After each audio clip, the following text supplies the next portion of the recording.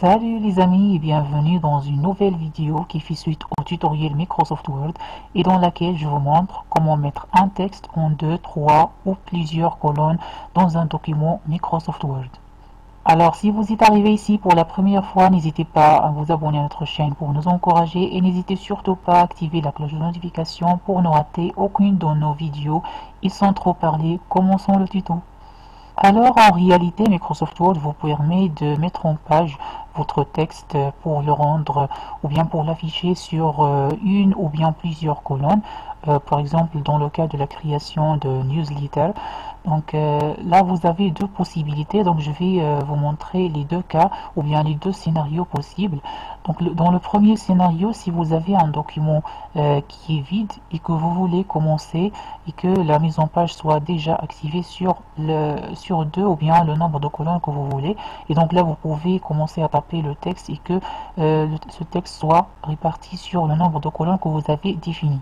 Dans le deuxième scénario, si vous avez un document qui contient déjà du texte et que vous voulez que juste une seule partie de ce texte soit répartie ou bien soit présentée sous forme de colonnes. Donc là, avec le premier scénario, donc si vous avez un document vide et que vous voulez configurer sa mise en page, donc là, vous avez l'option disponible dans l'onglet mise en page. Vous avez l'option ici, colonne.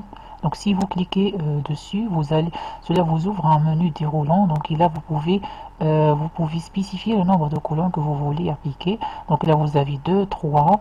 Et puis, ces deux options, gauche et droite. Donc l'option gauche, il définit la colonne qui est à gauche. Donc ces deux colonnes, mais la colonne qui est à gauche, il sera d'une largeur plus petite que celle à droite. Et puis l'inverse pour l'option droite.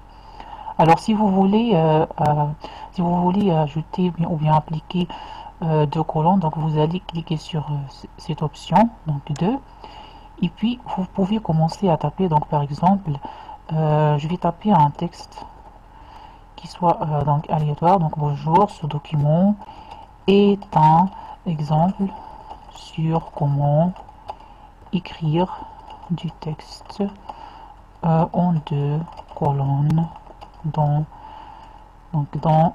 MS Word. Et voilà, donc vous pouvez déjà voir. Donc je vais augmenter un peu la taille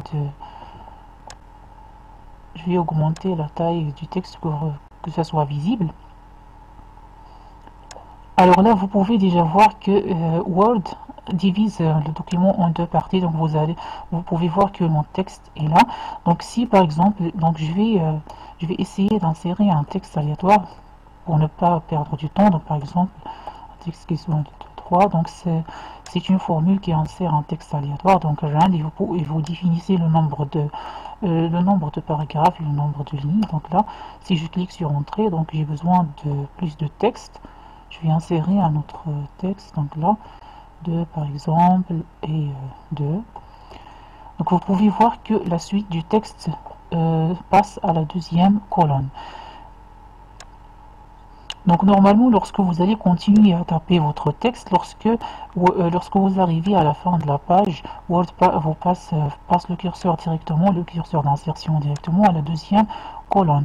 Mais supposons dans un autre cas que par exemple vous êtes arrivé, donc je vais faire un test, donc vous êtes arrivé à ce niveau-là et que, je vais effacer cette partie, donc par exemple vous êtes arrivé à ce niveau-là et que vous voulez vous arrêter ici, que ce texte soit réparti sur 2 colonnes et puis que la suite soit en une seule colonne. Alors là, vous pouvez le faire facilement. Donc là, vous pouvez accéder à la partie où vous voulez diviser le texte sur 2 colonnes. Donc par exemple ici, je vais cliquer ici et puis cliquer sur le raccourci CTRL SHIFT plus Entrée. Donc je vais cliquer dessus, CTRL SHIFT plus Entrée. Et donc cela va faire passer le reste du texte dans la deuxième colonne.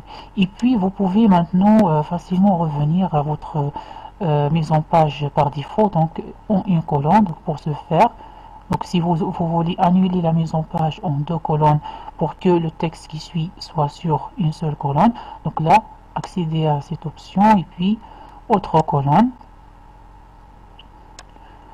Donc ça va vous ouvrir la boîte de dialogue colonne. Donc là, vous pouvez choisir une seule colonne et puis l'appliquer à partir de ce point. Donc c'est-à-dire qu'à partir de ce point-là où j'ai le curseur, donc le texte sera en une seule colonne. Donc cliquez sur OK. Donc maintenant, si vous insérez un texte, par exemple, donc le texte va être mis sur une seule colonne, alors que le texte que vous avez écrit au début est toujours gardé en deux colonnes.